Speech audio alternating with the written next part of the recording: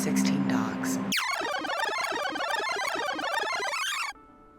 Holy hell, I'm tired just watching that. That's Kuma. Kuma became my personal dog after I got involved with her situation and realized that she just needed more training. She attacked a couple of people, and anyway, I was going to train her, and then we developed a relationship and realized we're the same kind of crazy, and she is my right-hand man. She is phenomenal. You'll see her in a ton of videos. She's my demo dog, my everything. I always have her with me. That's her room, and her kennel is in there. This is Kevin. Kevin is a dog that I pulled from the Carson shelter several years ago. He was going to get euthanized. And currently, he had seizures last weekend, a bunch of them, and I ended up taking him to the neurology hospital and found out that he's got an infection on his brain. He lost his vision, so now he's on all of this medication that makes him go pee like crazy. So throughout this morning routine, you're going to see I change his bedding several times. I change his diaper every 45 minutes, if not more. I still take him out. He can hold his bladder. He just has to go all the time. This is baby Utah. Little Utah, I picked up as a stray. He was riddled with puncture wounds. He'd been attacked. It looked like a couple different times. Some of them were older wounds, and he's been trained and he's awesome. Billy is the dog that you'll see in a lot of videos. He's in all my training courses. He's the dog that lived on a chain. And I forgot to put a diaper on Kevin when I put him away, so I had to leave Billy outside, and then I went and put a diaper on Kevin again. So right now what I'm doing is I get everybody out of their kennels, I potty them, I give them a little bit of food, they go back in their crate, and then they wait for their turn, and I walk everybody, and then I do a lot of training on my walks. That's Kevin's blanket pile. I wash blankets all day long. The diapers leak through because there's so much pee right now. I could go without putting blankets in there, but I'm not going to do that to him. I know he likes it, so I don't mind. I keep washing as we go. Okay, this is Harrison, Rosie, and Dennis. Harrison became a personal dog when I realized I could not rehome him. He was my most human aggressive dog. Rosie is the reason I started the rescue. And then little Dennis, you'll see in here, he was a Craigslist giveaway before I ever started the rescue or started dog training. He was one of my first dogs. That's a tattoo, not armpit hair. And who's next? Okay, so I'm putting all of these guys away, gonna give them something to eat, and then we move on to the little dog group. The little dog group, this is Steve, this is Ricky, this is Dylan.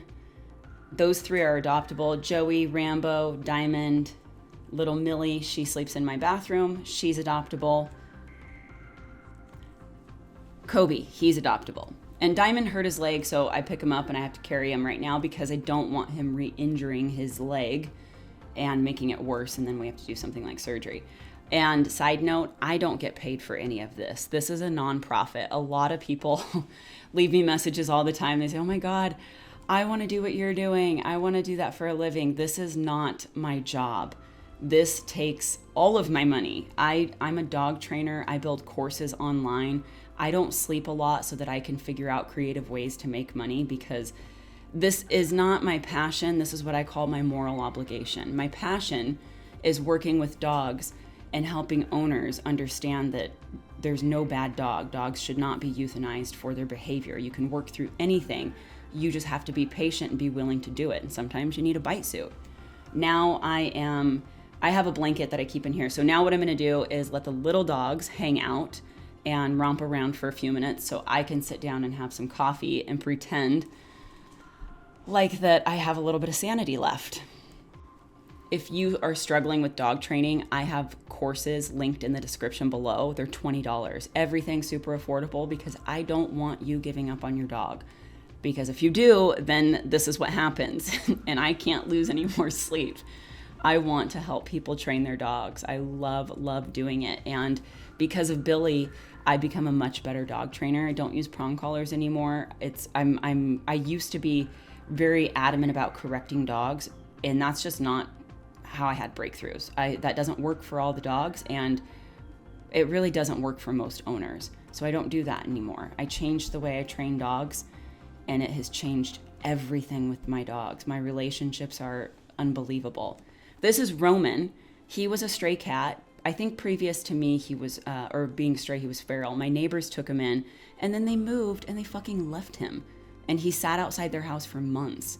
So I took him in, I built a cat studio. He is very, very adoptable. He is one of the most affectionate cats. Well, he's probably the first cat I've ever really worked with, but he's incredibly affectionate.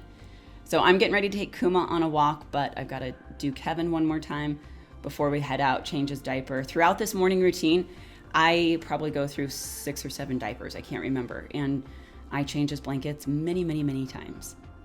Again, all of it's worth it. It could be much worse. I'm very grateful that I still have the ability to work with him and that there's still the option of that infection possibly clearing up, which is what I'm pulling for.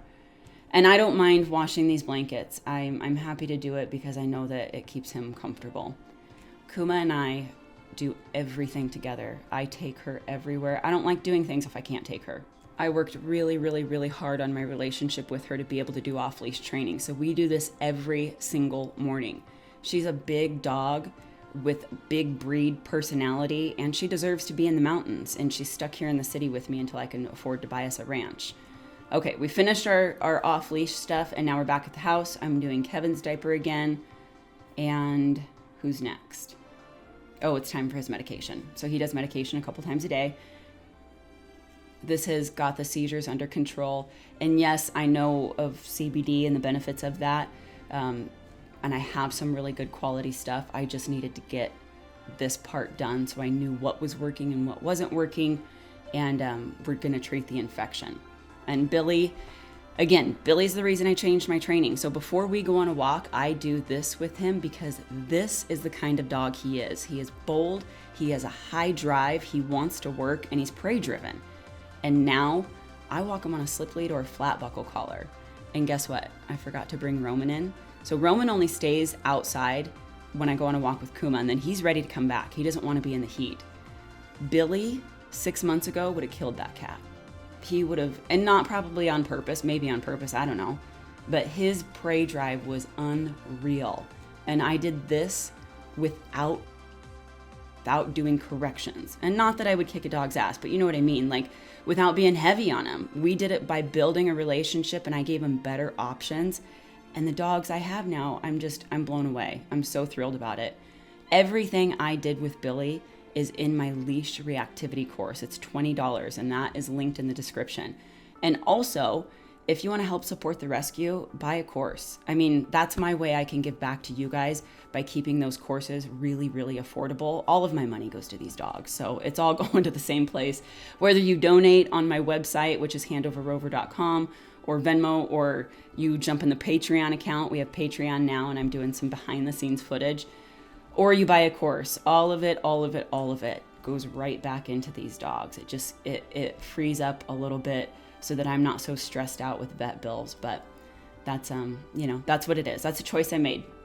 Okay, now Utah. Oh, Utah. Little baby Utah. He's so great. So Sarah, you're going to see in my next video, she's a dog trainer that comes down 5 days a week to train these dogs for me so that they get everything, because there's only one of me and I still have to do things to make money. She makes these leashes. They're unreal. They're so cool. They're 10 feet long, so you can do all the cool stuff that we teach in the training courses with your dog, and they're slip leads with really good clasps. I'll leave her information in the description if you want one of those leashes. Those are the only leashes I'll use now. And now my group, I take them out, and I'm only going to take Harrison just for time's sake of this video. I take Harrison on a walk, and this is the corner store. I went down to get a drink. I always take him with me if I go down to this store.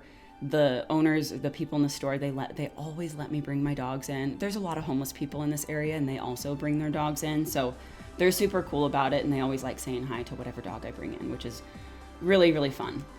And now it's Kevin's turn. So although he lost his eyesight, his no vision in the right eye, I think he can see shapes and shadows in the left eye, but he's got a killer nose, and he's starting to kind of come around again. So every day we're just working a little bit, taking him on a walk. Not the walks that we used to do, but we're still doing it.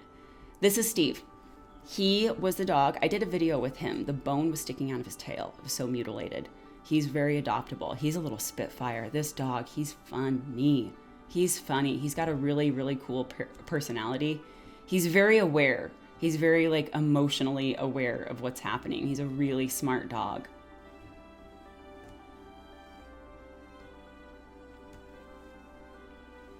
And next up, Joey. I'm gonna take him for a bike ride. So Joey is a personal dog. I picked him up as a stray. I shouldn't have kept him. This was a couple years ago. My rule for myself is I don't keep easy dogs, but I did at the time, and I won't do that again. I mean, he's got a great life. I just personally, I'm not gonna keep an easy dog. This is Ricky. He's adoptable. He is in one of my most matted dog videos. And little Rambo, this is the shit that I have a real problem with. He came from another no-kill rescue. They're a multi-million-dollar facility, and I took on Rambo. I had to go to the vet parking lot where they were gonna euthanize him at 12 o'clock on a particular day because they quit. They didn't want to do it anymore. They didn't want to work with him anymore. And I offered to train their staff for free, and they wouldn't do it. So they were going to kill that dog, and they didn't want their followers to find out because they didn't want to lose donations. His story, I'm going to put in the Patreon account. This is Kobe. Little Kobe's story is for another video. He's adoptable as well. And getting him back in there into the kennel. And who is next? Who's next? Oh, Kevin. We're going to take Kevin again and get Kevin out. Make sure that we get his diaper off. Hopefully I don't have to change blankets this time, but I probably will. Yep, I did. Oh well. Again, I gotta find the things that I'm grateful for with this situation because it could be much, much worse. Okay, feeding time. So this company that I use for the raw food is called OC, the OC, and it's turkey. One of those patties is what Billy gets, and then it's really expensive, so I can't afford right now, at least yet, to feed all the dogs individually, just raw. So Billy gets that because he had pancreatitis, and that was what essentially fixed it. And then everyone else gets a mix of kibble and a mix of raw. So that was Kevin, Utah, Billy's eating. Who's next? Kuma.